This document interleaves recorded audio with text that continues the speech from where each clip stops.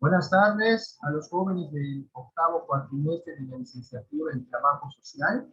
Este es el video número 2 de la clase de Procuración y Administración de Justicia del sábado 17 de julio del año 2020. Nos queda una hora aproximada de clase, jóvenes, que quiero avanzar. Ya vimos lo elemental de justicia, está en su síntesis. Vamos a ver lo de las garantías individuales y los derechos humanos. Les voy a visualizar un video, voy a proyectar un video para que visualicen respecto a estos temas para que podamos ir avanzando.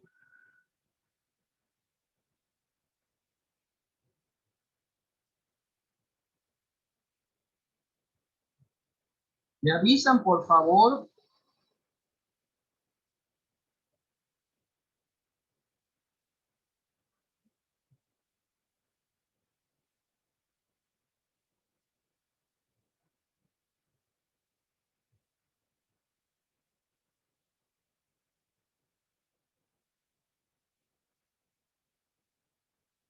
No se les olvide, por favor, anotar su asistencia en la plataforma.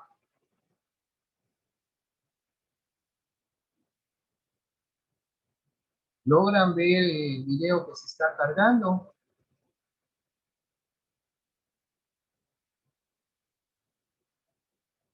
Sí, profe, se está cargando apenas. Ah, perfecto.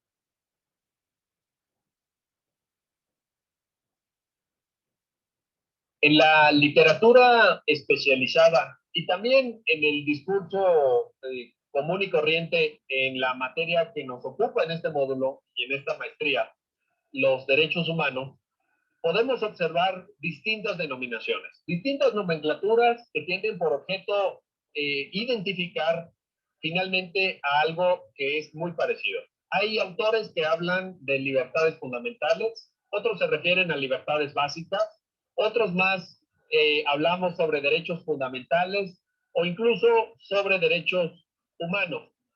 En México hay una tradición que viene de la Constitución de 1917, tal como quedó redactada originalmente en el poder, por el Poder Constituyente en el Teatro de la República de Querétaro en 1917, de acuerdo con la cual se denomina a estos derechos como garantías individuales. Esto pervivió durante mucho tiempo, pero fue modificado en una importantísima reforma a nuestra Carta Magna, publicada en el Diario Oficial de la Federación el 10 de junio del año 2011.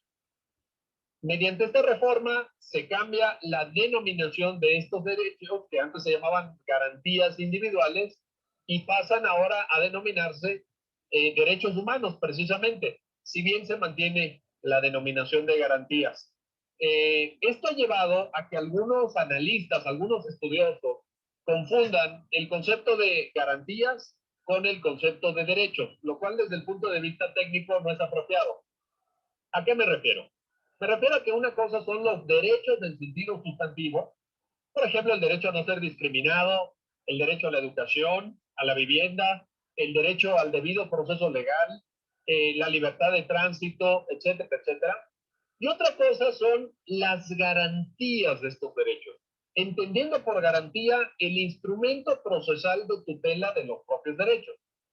Pero no podemos confundir derechos, llámese humanos o fundamentales, con sus medios de protección. Sería tanto como decir que es lo mismo la libertad de expresión que el juicio de amparo, y esto no es así.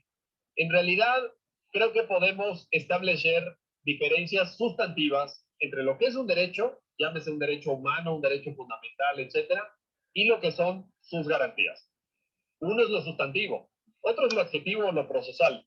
Se trata, en el caso de las garantías, de los remedios que buscan o bien evitar que se viole un derecho o bien reparar esta violación cuando la misma ya ha acontecido. Y en este sentido, por supuesto, tenemos una amplia experiencia en México para proteger los derechos. Tenemos, pues, como ustedes seguramente recuerdan, desde mediados del siglo XIX, una figura que es el juicio de amparo y otros medios como el ombudsman, las responsabilidades de los funcionarios públicos, las acciones de inconstitucionalidad, incluso las controversias constitucionales, según lo ha señalado la Suprema Corte, que protegen derechos.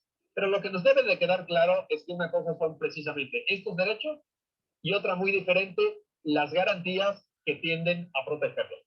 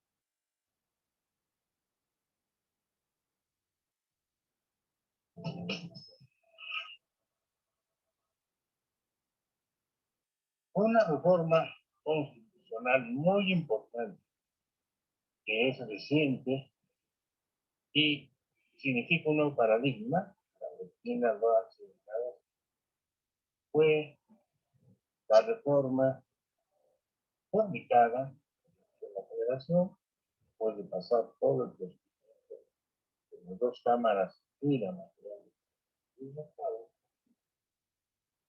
que establece un cambio en el primer título de la Constitución, que es muy importante ese título porque se refiere a los derechos de las personas. Hay cambio de paradigma en muchos sentidos. Esta reforma, en primer lugar, fue muy larga. Hay un cambio de denominación de ese título primero. ¿Cómo se llamaba ese título primero? De las garantías individuales. La primera pregunta que uno se hace, si la Constitución de 17 introdujo los derechos a nivel constitucional, pues al menos hubiera dicho de garantías sociales. ¿Cuál es la explicación por qué no se hizo así? Fue una incidencia del conflicto de interés. El primer título ya había sido aprobado cuando ese grupo de constituyentes, ya casi al final de las sesiones, propuso y logró que se aprobara los artículos 123 del trabajo y incluir en el 27 la reforma. Pero como ya habían aprobado el primer título de la Constitución y este se denominaba las garantías individuales, no se percataron de esa situación y la Constitución quedó aprobada de esa manera. Pero inclusive el mismo título de las garantías individuales que surgió en la Constitución de 57 es un título, una denominación anacrónica. ¿Cuándo surgió la idea de las garantías individuales? En el artículo 16 de la Declaración de Derechos del Hombre y del Ciudadano de la Revolución Francesa, se estableció que si en una comunidad política no estaba establecido la separación de los poderes y la garantía de los derechos, no tenía que. Ahora, ¿qué entendía por garantía de los derechos? La circunstancia de que estuviese en un documento de carácter constitucional. Ya con eso consideran que los derechos están garantizados. Y aquí surgió la idea de las garantías como sinónimo de derechos. Derechos que estaban consagrados en un instrumento funcional que estaban garantizados. La realidad no. Se necesitan instrumentos jurídicos y políticos para lograr que esos derechos efectivamente se cumplan. Nosotros creamos, ya desde la Constitución, el derecho de amparo como el instrumento procesal para darle eficacia a los derechos. Entonces, en ese título se están fundiendo los derechos con los instrumentos de ser efectivos. Y ya con el tiempo, en la doctrina, en las mismas constituciones, se fueron construyendo dos conceptos. Uno eran los derechos, otro eran los instrumentos jurídicos, políticos y sociales para darle efectividad. Estas son las llamadas garantías constitucionales. Pero no hacíamos esa diferencia. Llamamos garantías individuales como sinónimo de. En esa reforma de 10 de junio de 1915 se hizo un cambio fundamental. Se cambió el título de garantías individuales, que parecía que estaba muy consolidado, que costó mucho trabajo financiar. Que lo modificaron por el de derecho. Eso parece un cambio solo de palabras. No, es un cambio de concepción. Totalmente. Y además, hay una cosa muy importante. La Constitución del 17 se creó en una época de un sistema positivista. No aceptaba el derecho militar.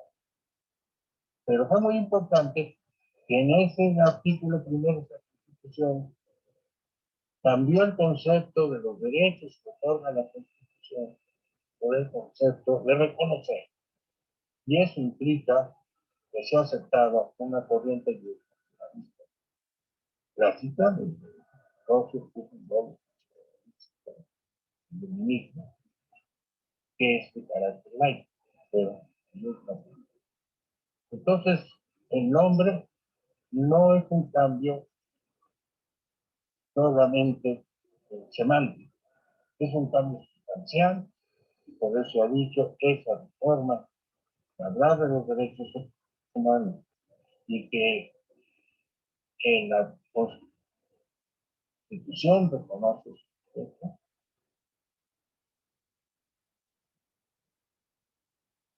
cambió totalmente la Constitución tradicional de la Constitución. Y es donde agregamos que da nivel constitucional a los derechos de los tratados internacionales. Eso también un cambio esencial. ¿Por qué? Porque los derechos de los tratados que ya habían sido incorporados, la forma de incorporarlos, pues, que el Ejecutivo lo suscriba, el Congreso lo autoriza a ratificar y se incorpora.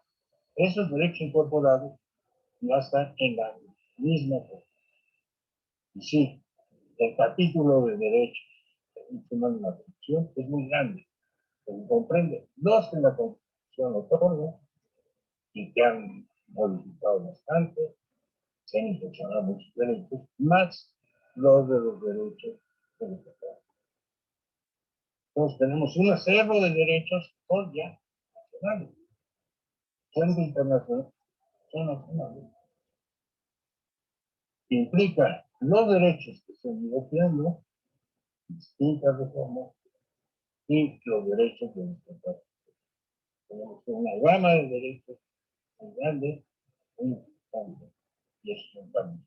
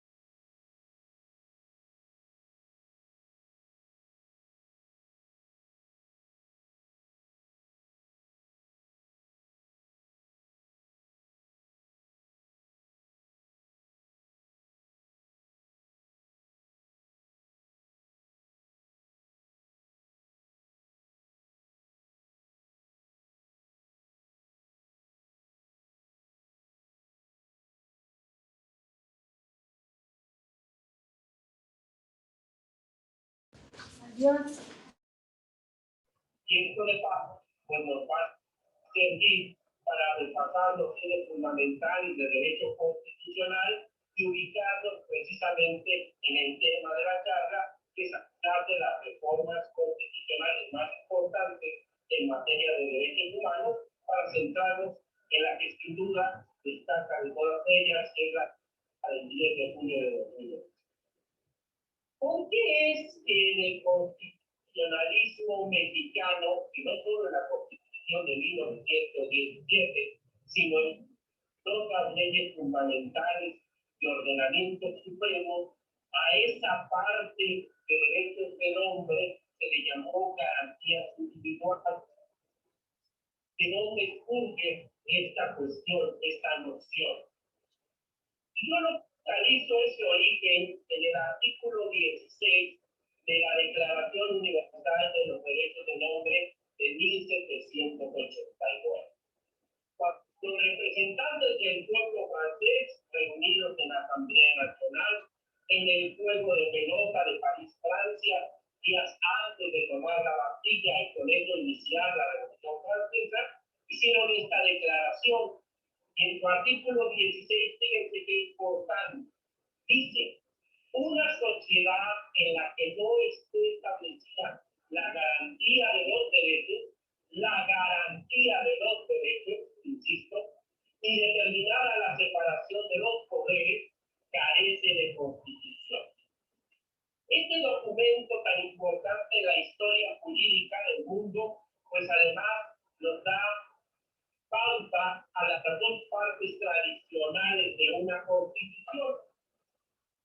Pero recordarán que siempre en las clases de derecho constitucional nos decían que una constitución tiene dos partes, una parte dogmática y una parte orgánica. Todo el pensamiento de los enciclopedistas franceses y de tratadistas como John Locke en su ensayo sobre el gobierno civil en Inglaterra, pues decantó en este documento la Declaración Universal de los Derechos del Hombre y del Ciudadano de 1789 y se explica claramente con la idea de que el pueblo que es soberano, el único soberano es el pueblo, es el origen de la Constitución.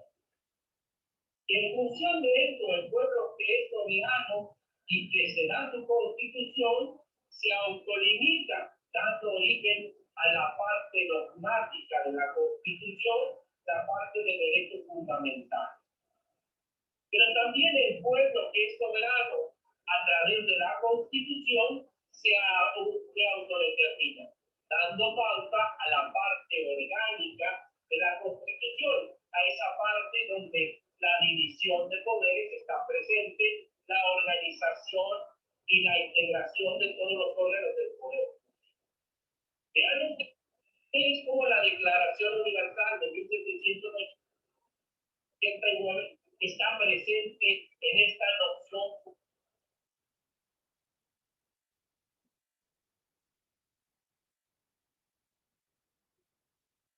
fundamental del derecho constitucional.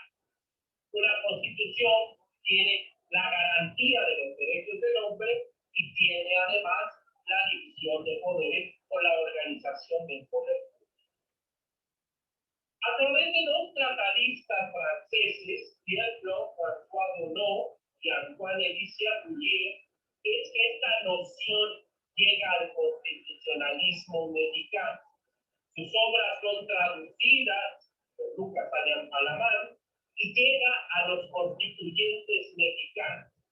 Y esta noción de que los derechos del hombre son preexistentes y que a la Constitución solamente le corresponde darle garantías a esos derechos para que sean efectivamente cumplidos por las autoridades, pues viene precisamente de estos dos tratadistas que está presente en nuestro constitucionalismo. Desde el Reglamento Político Provisional del Imperio Mexicano de 1822, de don Agustín de Iturbide y Arámburu, en los proyectos de minoría y mayoría de 1842, en el Acta Constitutiva y de Reformas de 1847, en el Estatuto Orgánico Provisional de la República de 1856, y finalmente esta noción de que los derechos del hombre son preexistentes y que a través de la Constitución lo que hay que darle es garantía para que se cumpla realmente estos derechos, llega a la Constitución anterior, a la Constitución Política de la República Mexicana del 5 de febrero de 1857. Curiosamente, el título primero, sección primera de esa Constitución se llama de los derechos del hombre. Pero fíjense lo que dice el artículo primero, que el pueblo mexicano reconoce que los derechos del hombre son la base y el objeto de las instituciones sociales. En consecuencia, declara que todas las leyes y autoridades del país respetarán y sostendrán las garantías que otorga esta Constitución. Esto es muy claro, es a la Constitución la que le toca dar garantías a los derechos. Y esto don Jorge Carpizo lo explicaba muy bien, como que los derechos humanos era una noción abstracta y que es a través de la Constitución como se encuadran jurídicamente. A través de las fórmulas lingüísticas que utiliza la Constitución, se establece la amplitud de ese derecho humano, se establecen sus límites y las obligaciones consecuentes para las autoridades. Por eso es que en la Constitución del 5 de febrero de 1917, al capítulo primero, artículo primero de la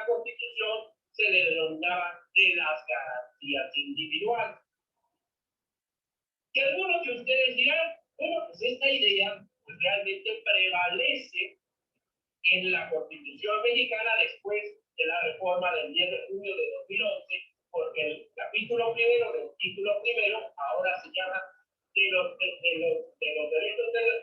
derechos humanos y sus garantías. De los derechos humanos y sus garantías.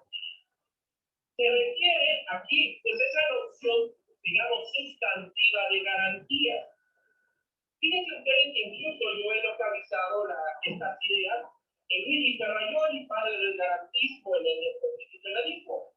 Ferraioli dice hay unas garantías primarias, que son sustantivas. Esto es, pues, esa estructura en las constituciones, en los tratados internacionales, se da a cada derecho humano, su encuadramiento jurídico, su expresión positiva. Esa es la garantía entendida en su noción primaria. Que hay garantías secundarias o adjetivas, que son los mecanismos procesales a través de los cuales se reivindica la violación de una garantía primaria. Es claro que son garantías en el sentido adjetivo. En el caso de México, pues principalmente el juicio de amparo. A través de esta garantía adjetiva se reivindica la violación de un derecho humano y sus garantías entendidos en sentido primario. Sí es importante esta precisión, porque como que ha habido mucha crítica a la parte de derecho se le identifique como garantías.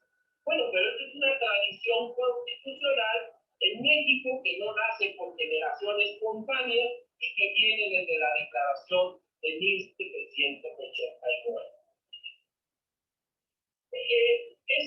También esta distinción creo que es importante porque también se ha querido segregar la Constitución de 57 de la de 1917, señalando que la de 1857 era jus naturalista y la de 1917 jus positivista. Si uno entiende el origen de la palabra garantías primarias, como lo hemos descrito aquí, pues vamos a estar claros que en el constitucionalismo mexicano siempre se ha tenido la idea de que los derechos humanos son preexistentes al Estado y que es a la Constitución la que les corresponde reconocerlos y darles garantías. Por eso es que con el texto que teníamos antes de la reforma de 2011, pues no podemos hablar de que la Constitución del 5 de febrero de 1917 sea positivista, porque finalmente dice, como decía también, en los Estados Unidos mexicanos, todo individuo gozará de las garantías que otorga esta Constitución. La Constitución no está otorgando derechos, porque no le corresponde a la Constitución otorgar los derechos humanos. Le corresponde dar garantías a esos derechos, las cuales no podrán restringirse ni suspenderse, sino en los casos y con las condiciones que ella misma establece. Creo que con esta distinción queda muy claro que hay una línea en el constitucionalismo mexicano de reconocer como preexistentes a los derechos del hombre y que a la Constitución simplemente le corresponde darle garantías. Con estas pequeñas nociones, pues vamos a entrar en lo que es la materia fundamental de esta charla, que es los derechos humanos y sus garantías en la Constitución Política de los Estados Unidos Mexicanos del 5 de febrero de 1917. Y tenemos que hacer un poquito de historia. Recordarán que la Constitución Mexicana de 1917, cuyo centenario festejamos el año anterior, pues tiene como origen la Revolución Mexicana. Bajo la bandera de su cambio efectivo de reelección, Francisco I. Madero enarbola los ideales del Plan de San Luis, que trae como consecuencia final la renuncia de Porfirio Díaz, la vida al exilio.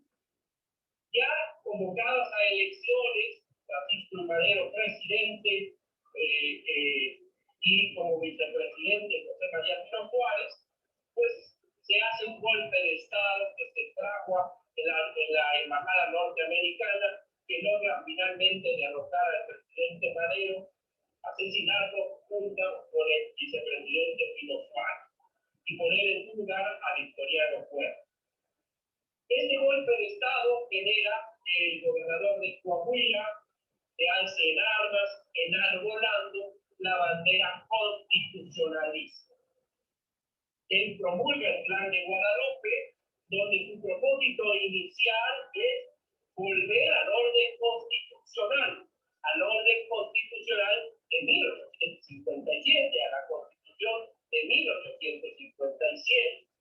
Se reforma el Plan de Guadalupe en Veracruz para que sea la pauta a una convocatoria a un Congreso Constituyente que se reunió en diciembre de 1916 y enero de 1917, cuyo producto fue la Constitución vigente, pero la convocatoria claramente señalaba que su intención era revisar la Constitución de 1857. Esto es importante porque, como recordarán ustedes, que en la convocatoria misma del Congreso se estableció que la discusión no iba a ser como en el constituyente de 56-57, pues muy larga, que duró prácticamente un año la discusión de la Constitución anterior, sino que iba a girar sobre un proyecto de constitución que presentó el varón de Cuatro Ciénegas al propio Congreso Constituyente, reunido en Querétaro, en el Teatro Iturbide, ahora Teatro de la República. Entonces, la discusión giró sobre el proyecto de constitución de Carranza. ¿Qué decía el mensaje que dirigió Carranza a los constituyentes y qué decía el proyecto de constitución en la parte materia de nuestra plática sobre los derechos fundamentales? Bueno, en el mensaje y proyecto de la Constitución, Carranza pues hizo hincapié en que esa parte de la Constitución de 57 pues era prácticamente letra muerta. Insiste la idea de que pues a la Constitución le tocaba dar garantías a esos derechos para que fueran plenamente efectivos. Sin embargo, en el proyecto que presenta Carranza, pues se reitera casi idéntico el articulado de la Constitución anterior. Claro, en los debates del constituyente, pues se hacen modificaciones tan importantes como la del artículo 3, del artículo 5, que genera el artículo 123, y desde luego la cuestión de la libertad religiosa, que también fue materia de gran debate en el constituyente del 17, y las garantías de propiedad, que fueron parte de ese debate tan importante del constituyente. Pero salvo estos puntos electorales, la Constitución de 1917 finalmente fue aprobada sobre los límites de la Constitución anterior. Sin embargo, pues la Constitución de 1917 ha sido modificada en innumerables ocasiones. En un dato a diciembre del año pasado, había 700 reformas a la Constitución. Pues hay gobiernos que han tenido pues, el récord Guinness de mayor número de modificaciones constitucionales, y el que va ganando es el presidente Enrique Peña Nieto como modificación a la Constitución. Los que no tienen, pues, por necesidad, están consultando la Constitución. Yo sí los invito a que revisen la Constitución. Al azar busquen algún artículo que no lo van a reconocer. Ha habido una transformación diametral de la Constitución mexicana.